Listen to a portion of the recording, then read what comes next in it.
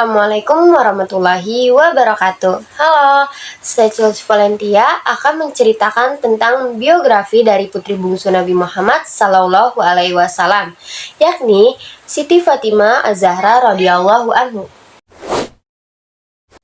Fatimah merupakan putri bungsu dari pernikahan Nabi Muhammad dengan Siti Khadijah. Beliau lahir di Mekah pada tanggal 20 Jumadil Akhir 605 Masehi yang bertepatan pada hari Jumat. Ia memiliki 5 saudara kandung, yakni Qasim, Ummu Kulsum, Zainab, Ruqayyah, dan juga Abdullah. Ia memiliki suami bernama Ali bin Abi Thalib. Dari pernikahannya dengan Ali bin Abi Thalib, mereka dikaruniai oleh 4 orang anak, yakni Hasan, Husain, Zainab, dan juga Ummu Kulsum. Fatimah lahir 5 tahun sebelum masa kenabian Nabi Muhammad Sallallahu Alaihi Wasallam. Masa kecilnya Fatimah berbeda dengan anak-anak pada umumnya, di mana ia harus terus melihat bagaimana ayahnya disiksa oleh para kaum kafir Quraisy saat berjuang untuk menyebarkan risalah agama Islam. Fatimah merupakan anak yang paling dekat dengan Rasulullah Sallallahu Alaihi Wasallam karena beliaulah satu-satunya anak yang masih tinggal dengan Rasulullah setelah wafatnya Khadijah. Kehidupan Sayyidah Fatimah pun sangat sederhana. Bahkan, beliau mengatakan bahwa selama 5 tahun tidaklah ia tidur menggunakan kasur, melainkan hanya selembar kulit kambing saja. Fatimah mendapatkan gelar Az-Zahra yang berarti bersinar dan berseri wajahnya bak bunga.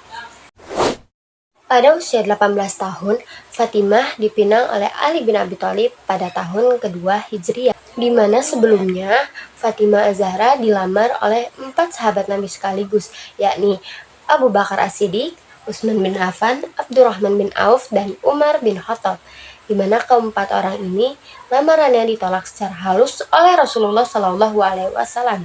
Kehidupan pernikahan Fatimah dan Ali bin Abi Thalib pun sangat harmonis, hingga mereka dikaruniai oleh 4 orang anak, yakni Hasan, Husain, Zainab, dan Ummu Kulsum.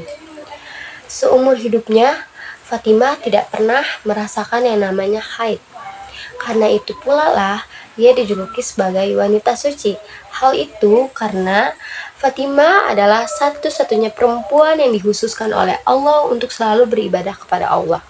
Dekatannya dengan Rasulullah pun membuat hari-hari terakhir Rasulullah banyak sekali dihabiskan oleh Fatimah Az-Zahra, hingga akhirnya Rasulullah pun wafat.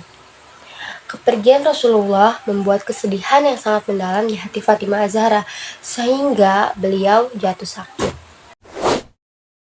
Hingga tepat pada 6 bulan setelah wafatnya Rasulullah Shallallahu Alaihi Wasallam, Sayyidah Fatimah pun menyusul. Beliau wafat pada usia 27 tahun pada tanggal 3 Ramadan 11 Hijriah, di mana pada malam harinya beliau mandi dan mengenakan pakaian baru, lalu berbaring di samping suaminya dan berkata untuk dimakamkan tanpa upacara pemakaman. Dan pada malam Selasa, Sayyidah Fatimah pun wafat. Sesuai dengan pesan sang istri, Ali bin Abi Thalib menguburkan Sayyidah Fatimah pada malam hari dan tanpa upacara pemakaman. Dan yang paling mengharukan adalah saat Ali bin Abi Thalib berkata bahwa ia bersumpah melihat kedua tangan Nabi Muhammad yang mengadah menerima jasad istrinya di liang lahat. Dan pada saat itu pula Ali menangis sejadi-jadinya.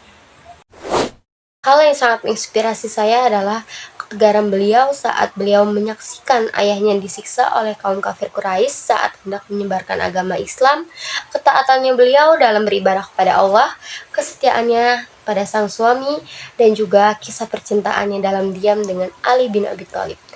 Itulah yang membuat sosok Fatimah Az-Zahra menjadi motivator terbesar dalam hidup saya untuk selalu menauladani akhlak-akhlak mulia yang telah dilakukan oleh Fatimah Az-Zahra.